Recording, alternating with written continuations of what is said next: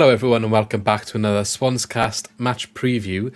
After the international break, we've had a week off football, but once again, Swans are back in action this week, and that is against Leicester City, and I'm joined by Chris from the Leicester Till I Die TV. I was going to say podcast, so but I got it right, yeah, Leicester Till I Die TV. I'm sure you can tell us a little bit more about where to find your content and all the stuff that you do online. And don't worry, I've been called a lot worse over the years. But yeah, Leicester Till I Die TV is on, channels 1 and 2 on YouTube. So LTiDtv 1 or LTiDtv 2. 2 is more for the women's football and quizzes. All over social media, Facebook, Twitter, whatever it's called these days, TikTok, LTiDtv. You can find us all over there. As always, yeah, got to be on every social media these days, haven't you? As is the way of the world at the moment. Yeah. But so go check out Leicester Till I Die TV on all the platforms. Maybe, I'm going to be featuring on a match preview with yourselves on Thursday evening, so I'll obviously share the links to that. But we'll have plenty more to talk about the match, I'm sure, then. But we're going to get to know Leicester as the opposition today, as always with these previews in this series that we do. So let's get straight into it.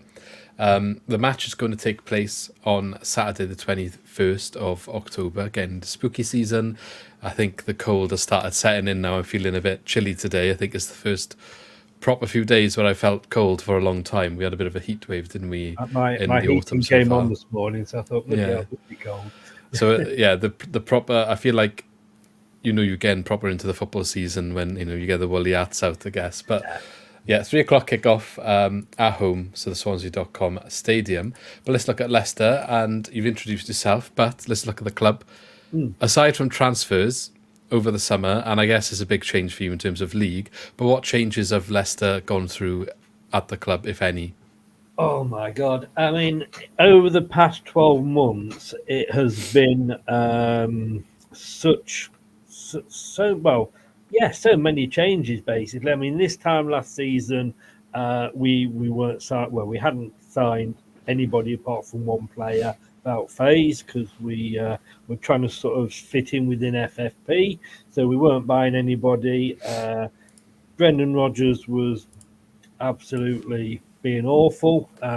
He'd had a few good seasons. Fair play to him, but every manager had a sell-by date, and he's a Swansea legend. He is. Of course he is. And don't get me wrong, the guy gave me one of the happiest memories. I mean, winning the FA Cup. We'd attempted it 4 times before and lost every one. Biggest team not to have won it. The team that had been in most finals not to have won it. And don't get me wrong, when we got Brendan Rodgers in, I was yes, great. And he got us 2 top 5 finishes. He got us to a semi-final of the European Trophy. Unfortunately, memories of managers and players are always what was always like at the end and not what it was like at the beginning. And unfortunately, at the end, it had got very sour. And it was everybody's fault bar his. And in fairness, Top didn't back him. And I think hung him out to dry a little bit. I've got to say, in hindsight, it's a wonderful thing, but we didn't realise until after the transfer window was over that Brendan had been asking for all these players and we weren't signing them. Yeah. And he didn't know, and he'd been speaking to these players saying, right, we'll be in touch, after the summer break. And we didn't, because not that we didn't have money, and a lot of people thought we're in financial troubles. We had got the money, but having finished in European places 2 seasons running, we were hoping obviously to do it again. But if we had, we would have fallen foul of the FFP rules, because everybody was kind of rolling on a little different level because of COVID and what have you. Yeah. And UEFA's FFP is a lot stricter than the Premier League's FFP. So that's basically what Top was trying to do. We couldn't shift a lot of players that we had because there were average players on very high wages, because we had to do that to try and compete with the big boys. So we Top stuck with Brendan probably longer than he should have done. And the crowd were becoming dissatisfied. Eventually he went, but I think in hindsight, well, Top's admitted he left it too late. Yeah. But he got Dean Smith in, which a lot of people say was a panic appointment. And it probably was because of how, it was done with sort of 8 games to go. But it could have been worse. We could have got Jesse Marsh, who was the other one we were looking at. And thankfully, we missed him. Dean Smith couldn't quite do it, lost out on the final day because Everton managed to score a goal for only about the 3rd time in the season. And we went down. A lot of us thought Dean Smith might get the job full time. A lot of us were really, really worried because Scott Parker was being linked with us. Stephen Gerrard was being linked with us. And then Enzo, totally and utterly left field. 6 days prior to signing for us, he was holding the Champions League trophy aloft, and it created the buzz that the club needed because the club was so on a downer, not just because we'd got relegated, but because of how it had happened. It had been a slow, painful death. It had been. We saw it coming for 18 months. We knew there was something wrong, and it was just, it wasn't like suddenly you pop off and that's it quickly. It was literally drawn out, and it was like when we went down to League One all those years ago when we got Nigel Pearson in. And it was a case of like, well, now we can reset. And that's what we did. We got down. We actually let more players go than we brought in. But the players we let go, like I say, either wanted to go or we sold them for really good money, or they were just out of contract. And to be honest with you, there was a lot of players out of contract that were on stupidly high wages for their talent. So it was a reset. Enzo came in and it was like, wow, like I said, have we seriously got him? The buzz that was around the place was amazing. There's a little bit of concern, like, is he the right man? It's a different level at the Championship. I would have liked Ipswich Town manager or even Thomason from Blackburn. They were my first 2 choices for experience. But there's no doubt it gave us the buzz. And then we saw sort of the players we were signing because we'd got those shackles of FFP off, that we didn't have to worry about. We'd got loads of players off the wage bills, etc. And suddenly it got really, my God, we signed Harry Winks and Connor Cody. And we're like, I was sat next to my brother-in-law who's a Man United fan, but despite that, he's all right. And he's like, I said, like, well, I was at a barbecue. I said, I've got to go and do a show. We've just signed Winks and Cody. And he's like, F off, you haven't. No way have you signed them. Yeah, look, to my phone. And it just sort of got better and better and better. And we've had an amazing start to the season. We've only lost 1. The only problem is, from that point, we can only go one way, really. But look, if you compare my shows now to how I was 12 months ago, I've got the biggest grin. I'd outdo a Cheshire cat. This time last season, I was crying buckets load of tears. They had to put the Thames flood barrier up for us. It's crazy how a relegation can kind of change the mood, isn't it? Well, it is because, first of all, you start winning again. And that's no disrespect to the teams that are. And that sounds awful, and I don't mean that. But we've won more games so far this season than we've won all last season. And I wasn't one of those. I didn't think we'd go straight back up. I've got to be honest with you. And I would have been happy if we'd finished just outside the playoffs, because that, to me, would have been a case of us sort of consolidating and then building to go forward. Yeah. So I wasn't expecting this sort of start. No way. And we've gone from a team where we had 1 winger. We've got a team of wingers now, and Enzo's come in. And to say that they're all, a lot of new signings, probably 8, of the starting 11 are new signings. They've gelled and they've bought into the philosophy so quickly. And we'd like to say, just, excuse the smile, but, I'm on a high without taking anything. So obviously Enzo Maresca was the assistant manager of Manchester City last season. So you said about him holding the Champions League trophy up. coming to Leicester in the Championship. We'll talk about style in a sec, but you've just mentioned some of the players.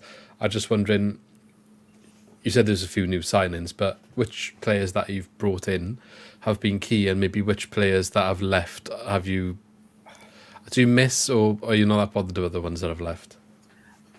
We'll start with basically, who's done well is, you'll need a 2-hour show. There's literally, it's easy to say who we've signed that hasn't really impressed. And if I say that, it literally is only one player, and that's Cassidy, who's come from Chelsea. Now, he hasn't impressed because everybody else has done so well. We didn't expect all these new signings and loan deals to gel as quickly as they have. And the fact that he's taking a little bit longer actually probably makes him look worse than he actually is. We know he's a fantastic player. He was the under-21s Euro Golden Boot and Golden Assist and Golden Egg, virtually everything at the under-21 Euros. So there's a fantastic player in there. There's a lot of clubs after him, but I think he's just taken what you would expect a player to sort of time to take to gel and what have you. The others, where do I start? Just pick up your top 2 or 3 maybe, and we'll focus on. I'm going to start with 2 that actually weren't signings, but have come through the youth system, and that's McAteer and Marchell. 2 wingers that even from pre-season, you looked at them, you thought, where have they been? And they've come on, and McAteer just got injured, so you'll be happy because he won't be playing at the weekend. But he's got an eye for goal, he's a winger. Other than that, Fatawa, we've got him on loan. If we don't sign him at the end of the season, there's going to be a riot. What an amazing player! He hasn't scored yet, but once he does, then he'll could go anywhere. And I suppose Mavididi, the other winger. He was gets very confusing with Mavididi and Ndidi. I've got to be honest with you. But Mavididi, he was known as the golden boy or something of Arsenal, and he has got tricks up his sleeve. And I think as they gone from a team of having no wingers to those, they're all wingers that I've mentioned, is absolutely amazing. So they are probably the 4. I want to give a mention, though, to Wilfred Ndidi, who hasn't left, hasn't signed a new contract yet, and we haven't sold him. But my God, what a turnaround. When he came in, he was going to be the new Kante. Defensive midfielder, was absolutely, within the end of the first season, he was being linked with Man United. He then got injured and then didn't play very well under Brendan at the end. Well, I'll tell you what, Mr. Twinkletoes. And I would not be surprised if at the end of the season he doesn't sign up for the next series to Strictly Come Dancing. What that guy can do with his feet now is unbelievable. He's been turned into a box-to-box midfielder. Before, it would be Vardy waiting for the ball to be laid off from Ndidi. Now it's completely swapped round. If we can't tie him down to a new contract, again, that would be the biggest shame, because the guy, what Maresca's done for him, unbelievable. Players that are left, sorry to see Maddison and Barnes go. Obviously, they were 2 of our best players. But I think to say that we sold them early on, which was good business, because it allowed us, again, some funds to do early business. So we sold them each for 40 million. We could have maybe held out for more, but selling them then, like I say, enabled us to sort of go into the market ourselves early.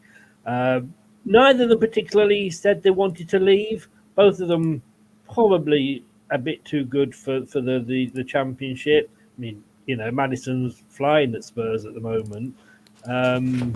But hey, those 2, as I say, that is a shame to see go.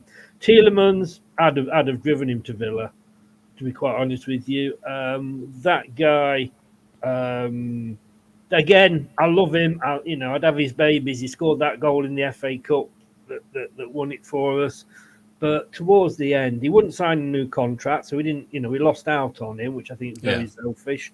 And it's funny that he wanted to go to a Champions League involved team, and he can't even get in the starting lineup at a Europa Conference team.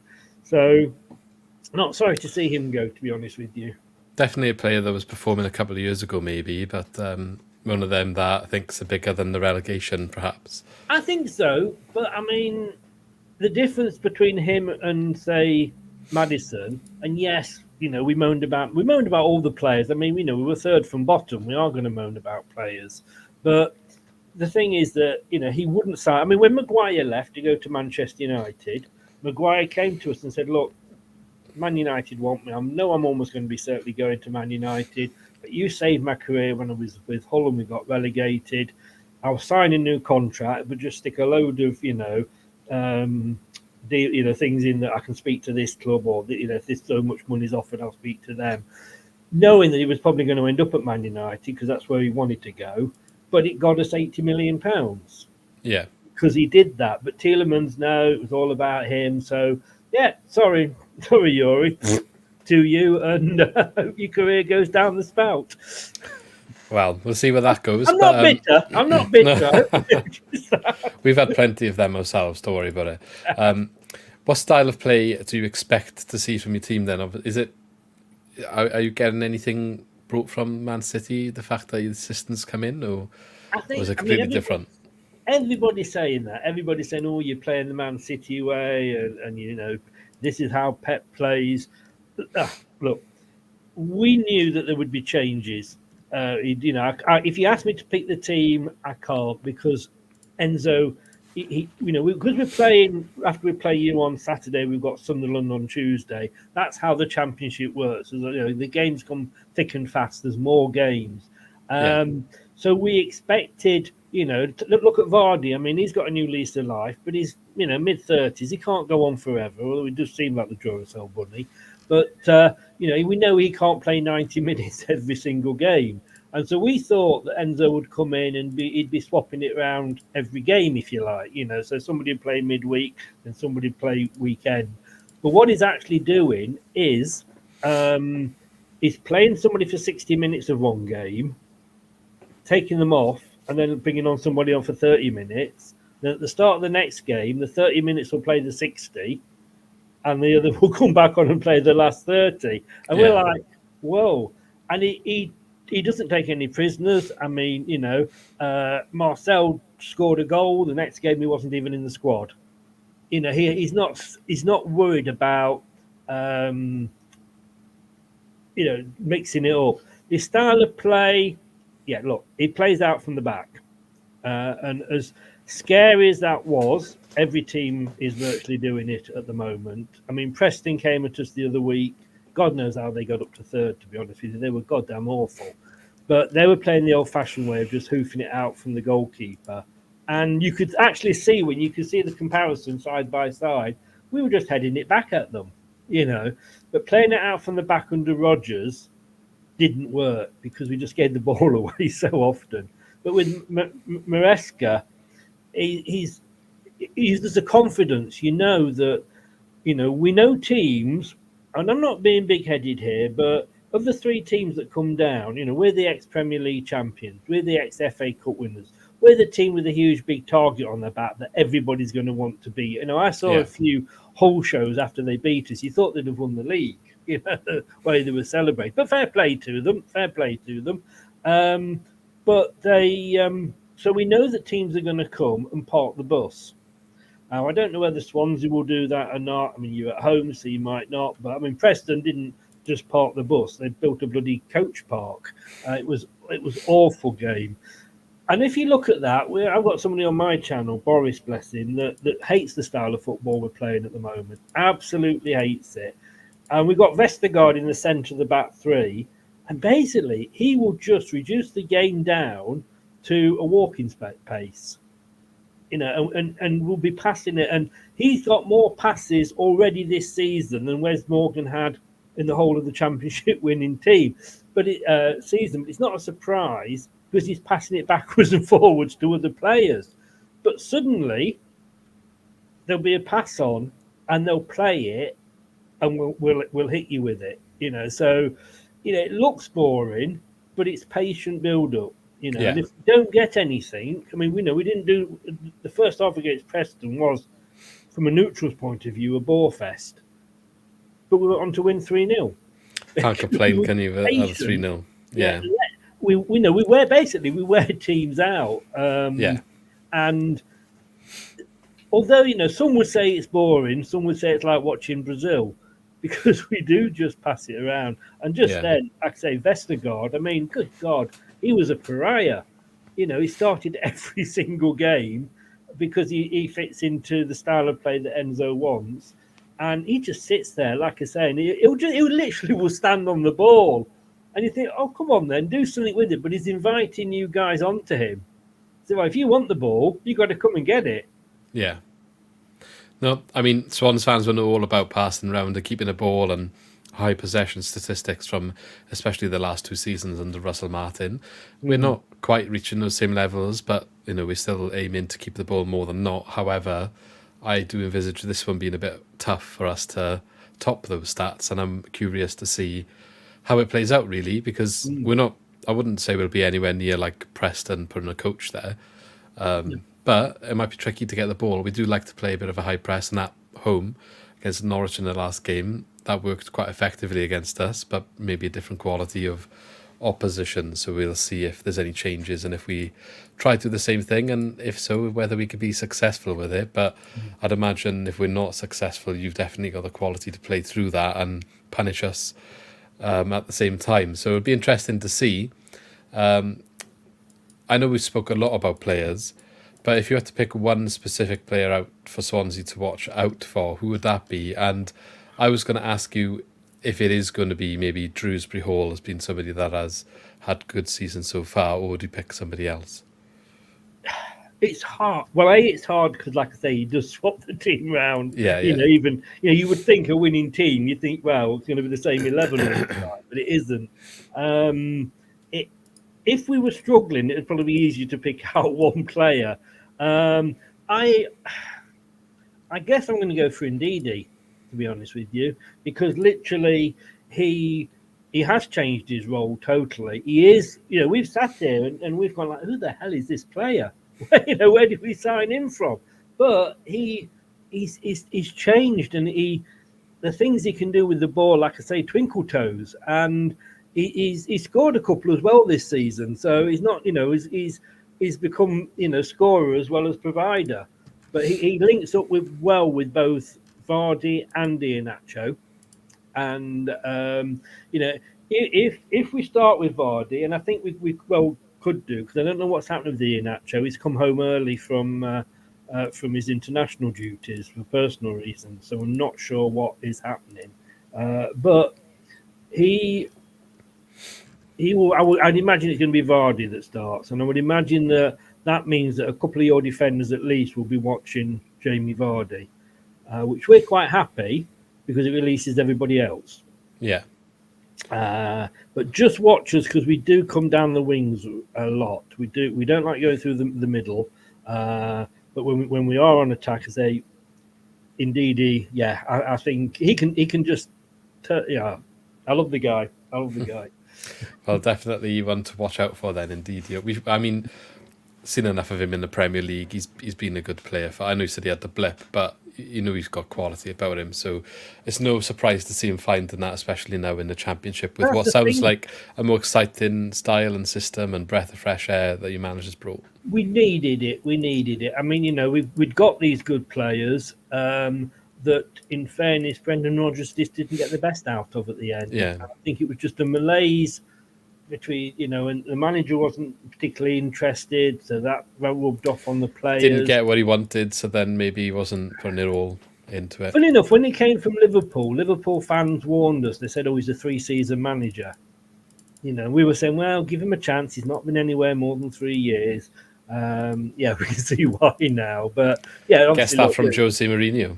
Yeah, well, I mean, managers, like anybody else, they have a shelf life, and sometimes, I don't think these days you're going to get like a Sir Alex Ferguson or an Arsene Wenger, because managers move around too much. But look, I know, you guys have got a soft spot for him, and I appreciate that. And like I say, I loved him when he won us the FA Cup and semi-final of the European Trophy. So, but it just, as I say, just went off the boil at the end. Yeah, he nearly came back to us at one point, I think, before our relegation. I can't remember what the timings of it was. Probably before he was with you guys, maybe. But it didn't happen, and well, maybe for the best, maybe not. Who knows? I'm going to flip the question on you though about what we just asked, and maybe it's a bit tricky to answer. But for what Swansea City players do you think that might be on the pitch worry you if we were to get a result against you? I'm going to be totally and utterly honest here. Yeah.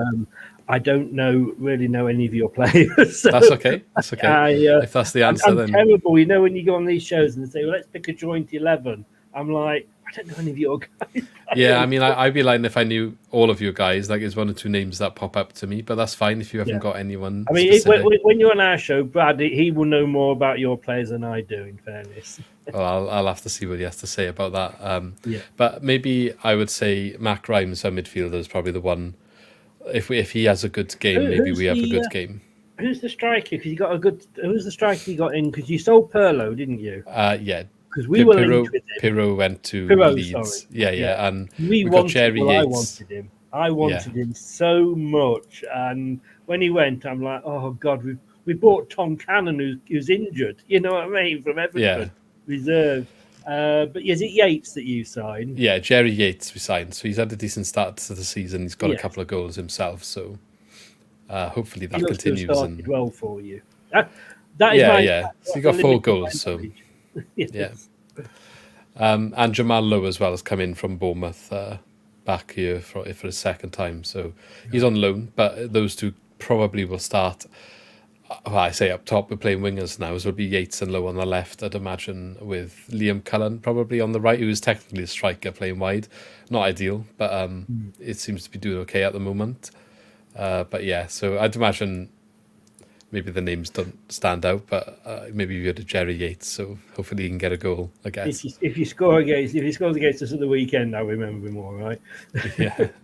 To be honest, I'm quite, for me, looking at this match, we had a tough start to the season. We've hit a bit of form now, 4 wins in a row. So it's one of them where I don't perhaps want to play you guys now because I want to carry that run on, and it's a difficult game. But maybe we can. Maybe it's doable. But I think it's a match for us. That's what if you can get something out of it. It's a bonus. Maybe don't expect anything. But I'm actually worried about this game. Yeah. Yeah, because the teams that we've come up against so far that we expected to struggle against, like that's the Southampton, who obviously came down with us. We blew them away. Norwich, Preston, who let's say we're up the top there as well. They've been top. There's nobody that's really sort of worried us.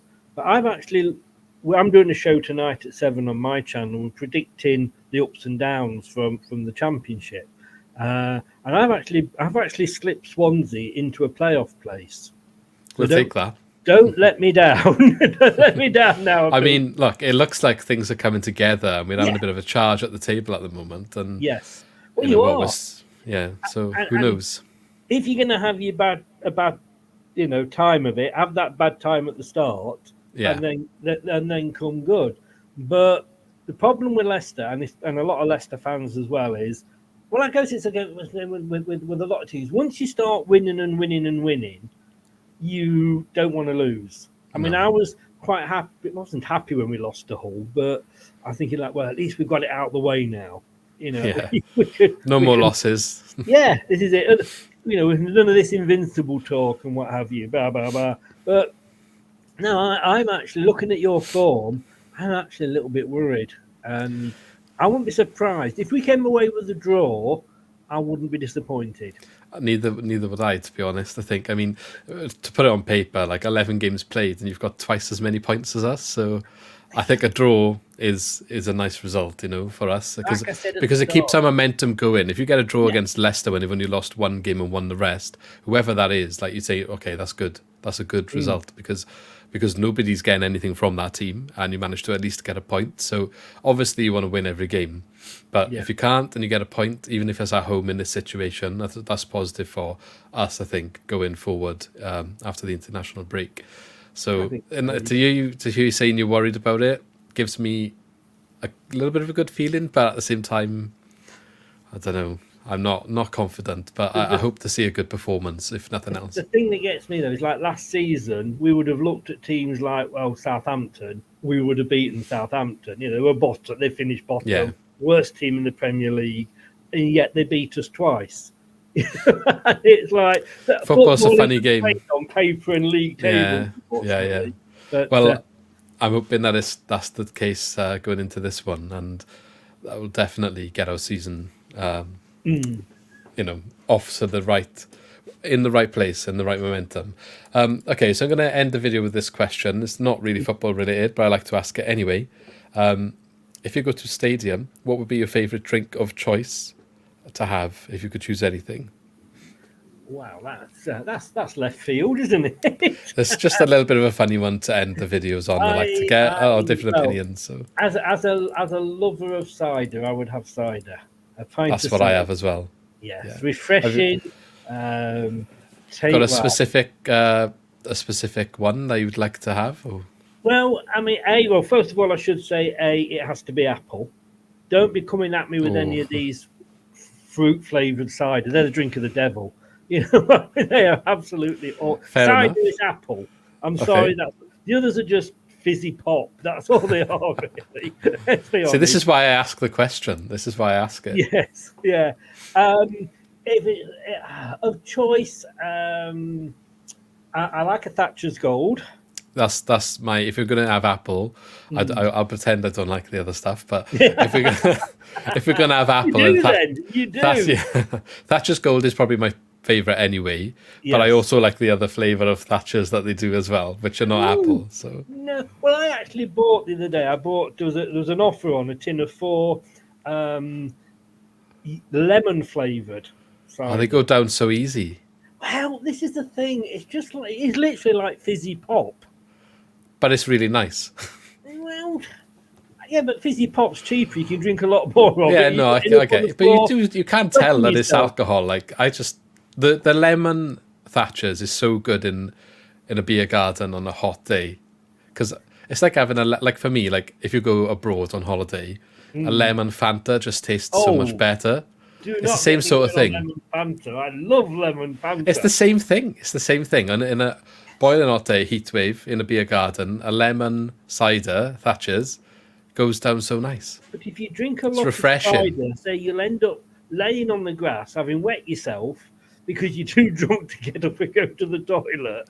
And you don't get that with the lemon. You see, I'm old enough to remember the craze for the Alco Pops all those years ago. And that's all flavoured cider is. It's just well, no, because cider's made from apples, which is a fruit. So the other flavours are other fruit. I mean, I don't mind. I mean, I don't mind the lemon one, but I didn't mind Fruits of the Forest, which is I mean, most brands do them. I think Black Currant, Copperberg or Moat or something. I'm thinking, well, I might as well have just had fizzy Vimto. You don't get drunk. You don't get drunk off Vimto, do you? No, but that's the advantage at my age. Yeah, I guess. Once you get to a certain age, you start going backwards. Where like when you started, you couldn't drink much and get drunk. And when you're old at my age, you don't drink much and get drunk. So it's maybe that's fair enough. I mean, each to their own, but that's why I love that question. So you always get a different opinion. Some people, have a wine at a football match. I've had before. Now that you've said that you like fruit flavoured cider, I hope we stuff you. I did say Thatcher's was my favourite, Thatcher's Gold. So, but you had we agree on something up there with it, mate. Oh, you see, I've ruined it now. That's it. It's a war. It's a war. Yeah. Well. Anyway, worst of luck to you guys on Saturday, of course. Hopefully you'll be going home drinking a crate of Thatcher's lemon to drown your sorrows because it doesn't go your way. But thanks for joining me as always, and that's okay. If you want to remind everyone where they can find your content on LTiDtv. basically, as it says there, just search LTiDtv on YouTube and all the social medias, and you will find me. Go check that out. And as I said earlier on, I think this will probably be out maybe Tuesday, but or Monday evening. We're recording this on Monday afternoon, so the pre-match that yourselves are going to be recording will be on Thursday evening. I forgot the time, 6 o'clock or 7 o'clock. Yeah. So brilliant. So go check that out. That'll be live. So I mean, you can watch it, I guess, afterwards. But if you want to hear some of the Leicester side ahead of this game, go and check that out. I'm sure there'll be lots to discuss ahead as well. And don't forget, keep cider apple. I'm going to stay out of this one now. But yeah, thanks for joining me again. And I'm sure I'll catch up with you in the reverse fixture later in the season. Yeah, thanks a lot. Take care. Thank you very much.